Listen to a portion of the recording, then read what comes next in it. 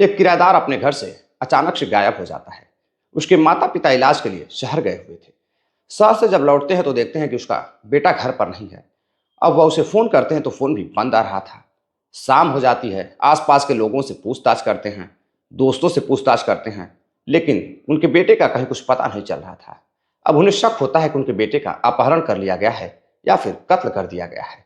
अब वो पहुंचते हैं नज़दीकी पुलिस स्टेशन। वहां जाने के बाद अपने बेटे की गुमशुदगी की रिपोर्ट दर्ज कराते हैं। रिपोर्ट दर्ज करने के बाद अब मामले की जांच पड़ताल के लिए पुलिस आगे बढ़ती है, जांच पड़ताल करना शुरू करती है। तभी पुलिस को एक फ़ोन आता है। पुलिस को बताया जाता है कि पास के एक जंगल में एक कार धूप धोकर जल उठी है। और जब लोग उसके पास जाकर, जो लोग वहां मौजूद थे, देखते हैं तो उस लाश से अजीब तरह की बदबू आ रही है और डिग्गी में एक व्यक्ति की जली हुई लाश पड़ी हुई है। अब पुलिस अभी एक गुमशुदगी की रिपोर्ट दर्ज कराई गई थी, उस व्यक्ति की जांच पड़ताल कर रही थी, तभी दूसरा अजीब तरह का मामला आता है। अब पुलिस वहां जाकर देखती है तो कार बिल्कुल जल चुकी थी। कार के परछक्के तक जल चुके थे। कार में कुछ बचा नहीं था।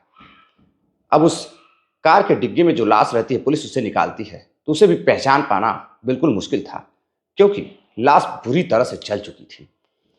अब उसकी शिनाख्त कर पाना पुलिस के लिए एक बहुत ही बड़ा टास्क था। लेकिन पुलिस अब जांच पड़ताल में जुटती है, सीसीटीवी फुटेज की मदद लेती है और भी कई तरह की मदद लेती है। तो एक ऐसा खुलासा होता है कि जिसे सुनकर पुलिस वालों के साथ साथ आसपास के लोग भी हैरान रह जाते हैं। इतनी दर्दनाक घटना जिस शहर में होती है, वहाँ के लोग इस घटना को सुनने के बाद सहम से जाते हैं, सन्न रह जाते हैं। तो दोस्तों, साथियों, नमस्कार, प्रणाम। मैं आपका अपना विशु राय हाजिर हूँ विशु वारदात तक की एक और नई कहानी के साथ। आज कहानी उसी किराएदार की है जो घर से लापता होता है और उसकी जली हुई बॉडी बरामद होती है। तो साथियों, मैं बात कर रहा हूँ बिहार के बांका की। बांका में एक थाना लगता है, सुइया थाना। सुइया थाना अंतर्गत एक कॉलोनी आती है। उसी कॉलोनी की एक व्यक्ति जिसका नाम आशीष मोदी रहता है। आशीष मोदी की उम्र 35 साल रहती है। आशीष मोदी अलीगंज का निवासी रहता है। उसके पिताजी व्यवसायी रहते हैं, बड़े व्यापारी रहते हैं। बड़े स्तर पर उनका काम धाम रहता है। अब उनका काम धाम बांका में भी फैला हुआ था। अब इसी बीच वह अपने पूरे परिवार को लेकर, पत्नी समेत अपने बेटे को लेकर आशीष को बांका चले जाते हैं। बांका जाने के बाद अब एक किराए का रूम लेते हैं और किराए का रूम लेने के बाद अब वहाँ सभी लोग शिफ्ट हो जाते हैं। धीरे धीरे काम बांका से ही अपना व्यवसाय आशीष मोदी के पिता चलाने लगते हैं। अब उनका जो बचा खचा व्यवसाय रहता है वह उनका बेटा आशीष मोदी देखता था। धीरे धीरे समय बीतता गया। एक दिन आशीष मोदी अपने छत पर टहल रहा था, जिस कमरे पर वह किराएदार के तौर पर था। अब वहाँ टहल रहा था, तभी वह देखता है एक बेहद ही खूबसूरत लड़की जिसकी उम्र 30 से 32 साल के आसपास रहती है। वह छत पर फोन से बातें कर रही थी। अब उसे वह देखने लगता है। देखते देखते वह उसकी लड़की की, जो लड़की रहती है फोन पर बात कर रही थी, उस लड़की की भी नज़र आशीष मोदी पर पड़ती है। अब वो आशीष मोदी को देखते ही मुस्कुराने लगती है। अब आशीष मोदी पास जाता है और दोनों एक दूसरे से बातचीत करने लगते हैं। लड़की लड़के से पूछती है कि आप कौन हैं, यहाँ किराएदार हैं क्या? आशीष मोदी बताता है, जी हाँ, आज सुबह ही मैंने कमरा लिया है और यहीं पर मेरा व्यवसाय चलता है, तो इसीलिए गांव से काम नहीं हो पा रहा था, इसीलिए हमने सोचा कि बांका में ही रहकर अब काम धाम किया जाए। अब मैं यहीं रहता हूँ। अब लड़की उनसे पूछती है कि आप शादीशुदा हैं? तो आशीष मोदी कहता है, जी नहीं, मैं शादीशुदा नहीं हूँ, अभी तो हमारी शादी नहीं हुई है, शादी की बातचीत चल रही है। अब दोनों में बातचीत करते करते दोस्ती हो जाती है। अब दोस्ती इतनी गहरी हो जाती है कि जब भी आशीष मोदी घर से आता जाता अपने कमरे से, तो कभी न कभी उस लड़की से उसकी मुलाकात हो जाया करती थी। वह मकान मालिक की शादीशुदा बेटी थी। उसकी भी शादी 2022 में हो चुकी थी। अब 2022 के आखिरी में ही किराएदार के तौर पर आशीष मोदी उस कमरे पर रहने लगता है। अब दोनों की जब दोस्ती हो जाती है, बार बार मुलाकात होती थी, तो दोनों एक दूसरे को पसंद करने लगते हैं। अब धीरे धीरे बातचीत करते करते दोनों एक दूसरे के लिए बेकरार होने लगते हैं। दोनों एक दूसरे से मोहब्बत करने लगते हैं। इधर किराएदार आशीष मोदी भी लड़की को दिल दे बैठता है उधर शादीशुदा महिला भी आशीष मोदी को दिल दे बैठती है। अब धीरे धीरे बातचीत आगे बढ़ती है। एक दिन आशीष मोदी के घर पर कमरे पर कोई नहीं रहता है, सभी लोग बाहर गए हुए थे। कमरे पर था ही कौन, उसकी माताजी और उसके पिताजी। पिताजी और माता इलाज के लिए बाहर गए हुए थे। तभी लड़की उनके कमरे पर जाती है, दरवाज़ा खटखटाती है तो आशीष मोदी जाकर दरवाज़ा खोलता है। दरवाज़ा खोलता है तो वह देखता है कि सामने वही मकान मालिक की खूबसूरत बेटी खड़ी है। वह मुस्कुराता है और अंदर आने के लिए कहता है। लड़की अंदर जाती है, दोनों बैठकर बातचीत करने लगते हैं और बातचीत काफ़ी देर तक चलती है। और इस बीच दोनों अपना संयम खो देते हैं और दोनों एक दूसरे से गले लिपट जाते हैं और एक दूसरे के साथ समय व्यतीत करने लगते हैं। अब जब समय व्यतीत करने लगते हैं तो मामला और आगे बढ़ जाता है। अब दोनों एक दूसरे को जी जान से चाहने लगते हैं। अब इधर उस लड़की की शादी झारखंड के जमशेदपुर में हुई थी। अब जमशेदपुर का रहने वाला उसका पति गौरीशंकर, वह भी बेहद हैंडसम और तेज तर्रार आदमी रहता है। वह भी एक व्यापारी रहता है। अब वह बार बार अपनी पत्नी को फ़ोन करता था कि तुम घर चली आओ, तुम्हारी बहुत याद आ रही है। लेकिन लड़की कहती कि उसे कुछ काम है, वो अभी कुछ दिन शहर में रहना चाहती अपने माता पिता के पास, अभी वो नहीं आ पाएगी। करीब 6 महीने गुजर जाते हैं। गौरीशंकर अब उधर परेशान रहता अपनी पत्नी के लिए। इसी बीच गौरीशंकर ट्रेन पकड़ता है झारखंड से और वो सीधे पहुंचता है बिहार बांका। बांका जाने के बाद अपनी पत्नी के साथ 3-4 दिनों तक रहता है। अब पत्नी बार बार अपने पति को कह रही थी कि गौरीशंकर तुम घर चले जाओ, ससुराल में ज़्यादा दिन तक रहोगे तो लोग तुम्हारी कदर नहीं करेंगे। अब इसी बीच गौरीशंकर को लगता है कि पत्नी भी सही कह रही है। अब 3-4 रोज पत्नी के साथ समय व्यतीत करने के बाद पति अपने शहर जमशेदपुर झारखंड चला जाता है। अब वहाँ जाने के बाद फिर से वह पत्नी को फ़ोन करता कि जल्द से जल्द तुम चली आओ, अपने घर पर रहो। अब इधर एक लड़की का भाई रहता है गोलू। गोलू भी पढ़ा लिखा रहता है और छोटा मोटा काम देखता था। घर के किराए के जो भी पैसे मिलते थे उससे घर का खर्च चलता था और गोलू सारे पैसे लेकर खर्च करता था। गोलू भी एक जिम्मेदार आदमी था। धीरे धीरे समय बीतता गया। एक दिन जो लड़का रहता है आशीष मोदी अपनी शादीशुदा प्रेमिका के कमरे में जाता है। करीब रात 10 बज रहे थे। अब उसके कमरे में जाने के बाद दोनों, दरवाज़ा बंद होता है और अंदर एक दूसरे के साथ पूरी रात गुजारते हैं। सुबह 4 बजे ही उठते ही वो अपने कमरे में जाता है। जैसे ही कमरे में घुसता है उसके पिताजी की नींद टूट जाती है, आंखें खुल जाती है। अब वो अपने बेटे से पूछते हैं कि बेटा इतनी रात तुम कहाँ घूम रहे थे। आशीष मोदी बताता है कि पिताजी मैं ऐसे ही छत पर टहलने गया था, नींद नहीं आ रही थी। अब पिताजी को उसके कुछ शक होता है लेकिन फिर कुछ बोलते नहीं हैं। अपने बेटे से कहते हैं कि रात को किराए के मकान में टहलना अच्छी बात नहीं है, संभल जाओ। हिदायत देते हुए पिताजी फिर उसके सो जाते हैं। अब धीरे धीरे समय बीतता गया। अब अक्सर कर आशीष मोदी शहर के अपने काम से शहर में घूमता रहता था। इसी बीच एक दिन लड़की अपने काम से मार्केट जाती है। मार्केट जाने के बाद दोनों की मुलाकात होती है और दोनों मुलाकात करते हैं और फिर रेस्टोरेंट में बैठकर खाना खाते पीते हैं। इसी बीच उसका छोटा भाई गोलू उधर से घूमते हुए जा रहा था। वो अपनी बहन को भी देखता है और किराएदार को भी देखता है। तभी वो वहाँ पर जाता है, अपनी बहन से पूछता है कि तुम यहाँ क्या कर रही हो। तो वह बताती है कि बस मार्केट आई थी तो सोचा रेस्टोरेंट में कुछ खा पी लेते हैं। तभी मैंने देखा कि भाई साहब भी यहाँ बैठे हुए हैं तो हम दोनों बातें करने लगे। अब इस पर भाई अपनी बहन को कहता है कि ठीक है मैं घर चल रहा हूँ, तुम मेरे साथ घर चलो। वो अपनी बहन को लेकर घर चला जाता है। अब इधर अंदर ही अंदर आशीष मोदी गुस्सा होने लगता है क्योंकि उसकी प्रेमिका अब अपने भाई के साथ चली गई थी और वो अपना काम धाम छोड़कर पूरा दिन अपनी प्रेमिका के साथ गुजारना चाहता था। अब फिर वह घर पर जाता है।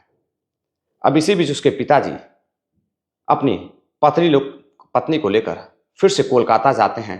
उनकी पत्नी का इलाज चल रहा था। कोलकाता में इलाज कराते हैं। करीब 2 दिन बाद घर लौटते हैं। घर लौटते हैं तो फिर देखते हैं कि लड़का कमरे पर नहीं है। फ़ोन करते हैं तो पता चलता है कि बगल वाले मकान मालिक के कमरे में बैठा हुआ है, टीवी देख रहा है। जब जाते हैं अंदर तो देखते हैं कि लड़की और लड़के दोनों एक दूसरे के पास बैठकर बातें कर रहे हैं। अब इस पर लड़की लड़के के पिता को देखते ही शर्मा जाती है और वहाँ से चली जाती है। अब पिताजी अपने बेटे को बाहर बुलाते हैं और समझाने की कोशिश करते हैं कि आइंदा से तुम इस लड़की के आसपास भी मत दिखना, वरना तुम्हारी खैर नहीं है। अब कुछ दिन और गुजरता है। 2022 में वह किराएदार के रूप में आया था। धीरे धीरे कई साल एक दूसरे के साथ गुजारते हैं। अब 24 आ जाता है। 24 में लड़की अपने ससुराल जमशेदपुर चली जाती है।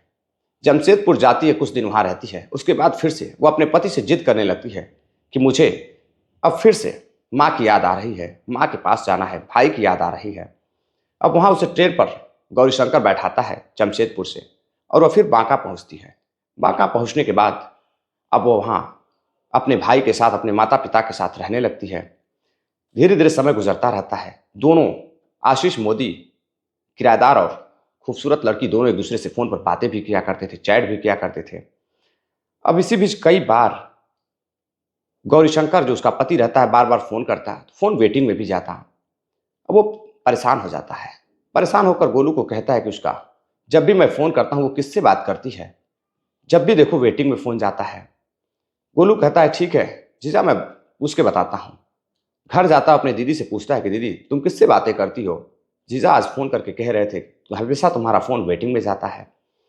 वो कहती है कि मैं अपने सहेली से बातें कर रही थी, अपनी पुरानी सहेली थी कॉलेज की, उसकी याद आ गई तो उसी से बातचीत कर रही थी। इसी बीच तुम्हारे जीजा जी कई बार फ़ोन किए, मेरी उनसे बात हुई है। अब गोलू चला जाता है। जब शाम को गोलू लौटता है तो देखता है कि कमरे में उसका किराएदार आशीष मोदी और बहन बैठकर बातें कर रहे हैं। अब उसे शक होने लगता है। वो अपने बहन को समझाने की कोशिश करता है कि किराएदार से तुम थोड़ा दूर रहो, यह अच्छी बात नहीं है, बार बार यह किराएदार है मेरे कमरे में क्या करता है। उधर गोलू किराएदार आशीष मोदी को भी समझाता है। अब कुछ दिनों तक दोनों मिलना जुलना बंद कर देते हैं। इधर उसके पिता आशीष मोदी को लेकर अपने गांव चले जाते हैं। कुछ दिन बाद फिर से अपने किराए के कमरे पर आते हैं। समय गुजरता रहता है और उधर लड़की फ़ोन पर बातें कर आशीष मोदी को बार बार कमरे पर रहने के लिए बोलती थी, क्योंकि वह उसके बगैर रह नहीं पा रही थी।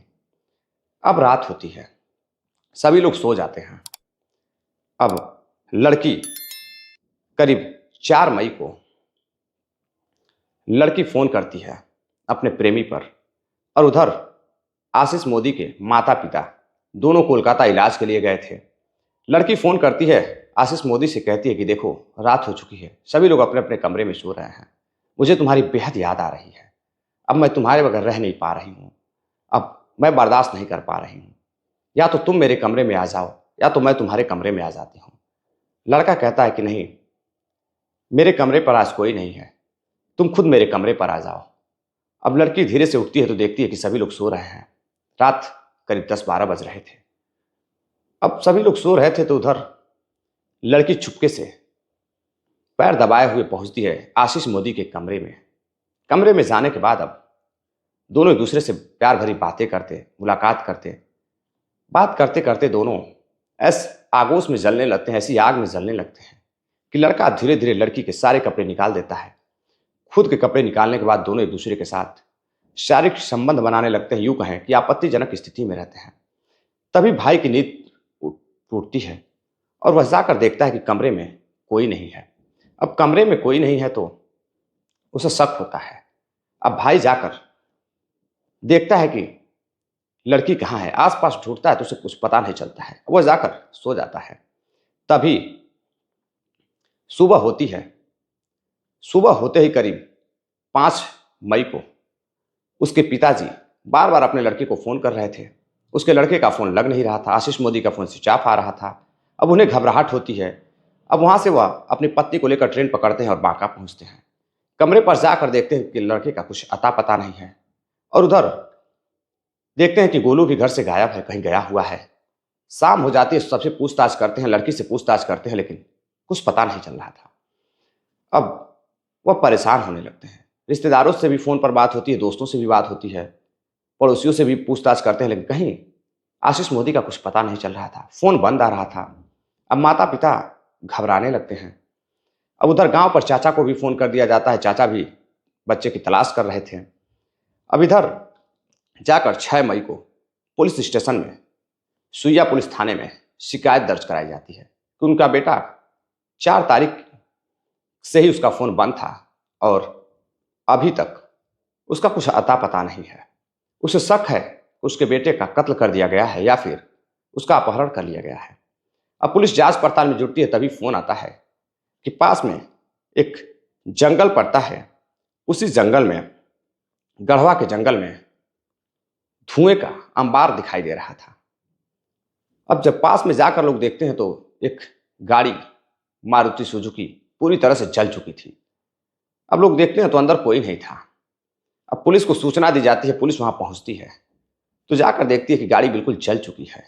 और जब पुलिस डिग्गी खोलती है, डिग्गी से बदबू आ रही थी। और जब पुलिस डिग्गी खोलती है तो देखती है कि डिग्गी में एक व्यक्ति की लाश पड़ी हुई है। अब उस व्यक्ति की लाश पहचान पाना मुश्किल था। अब इसी बीच उस आशीष मोदी के पिताजी को बुलाया जाता है पहचान कराने के लिए। हाथ में एक कड़ा रहता है। अब उस कड़े से आशीष मोदी के पिता रोने लगते हैं, देखते ही चिल्लाने लगते हैं, कहते हैं कि यह मेरे बेटे की लाश है और यह कार गोलू के दोस्त की है। अब पुलिस सब मामला समझ जाती है। अब पुलिस गोलू की तलाश करने लगती है। उधर गोलू झारखंड भाग चुका था। अब झारखंड पुलिस दबिश देती है, उसका लोकेशन ट्रेस करती है तो गोलू अब बांका आ रहा था। बांका स्टेशन पर जैसे ही उतरता है पुलिस उसे गिरफ्तार करती है, पूछताछ करती है तो गोलू बताता है कि एक रात उसने अपनी बहन को आपत्तिजनक स्थिति में अपने किराएदार आशीष मोदी के साथ देखा, उसे बर्दाश्त नहीं हुआ। फिर उसी रात उसने अपने जीजा को भी बुलाया, जीजा भी पहुंचे और दोनों ने मिलकर उसका अपहरण कर, जब उसकी बहन अपने कमरे में चली गई तो उसका अपहरण कर, उसका गला घोंटकर हत्या कर, उसको कार के डिग्गी में रखकर पास के ही शहर में ही एक फेंकने के लिए उसको लेकर गए तो देखे वहां कुछ लोग मौजूद हैं। फिर कार को जंगल की तरफ ले गया और जंगल में ले जाकर रात में ही उस कार के साथ ही उस व्यक्ति को भी जला दिया। अब दोनों गिरफ्तार होते हैं, जीजा और साले। दोनों को गिरफ्तार कर पुलिस जेल भेज देती है और जो भी इस घटना को सुनता वह हैरान रहता। पिता का रो रो कर बुरा हाल था। पिता कहता है कि मेरे बेटे को लत लग चुकी थी, मैंने मना किया और अंततः मेरा शक सही साबित हुआ, उसका कत्ल कर दिया गया। इधर घर वालों का, चाचा का, माँ का रो रो कर बुरा हाल रहता है। तो साथियों, अक्सर कर गलत काम का गलत अंजाम भी होता है। तो ये थी आज की पूरी कहानी। चलते चलते साथियों ने कमेंट किया है, जिनका नाम है जमील अख्तर है, मऊ कोपागंज के रहने वाले हैं, सोहन लाल जी हैं, सतीश गुप्ता हैं, विपिन भारद्वाज हैं, बलेश्वर बिहारी हैं। तो साथियों, कहानी कैसी लगी आप कमेंट कर जरूर बताइएगा। मिलते हैं एक और नई कहानी के साथ, तब तक के लिए इजाजत दीजिए। अपना ख्याल रखिएगा, अपने परिवार का ख्याल रखिएगा। जय हिंद, नमस्कार।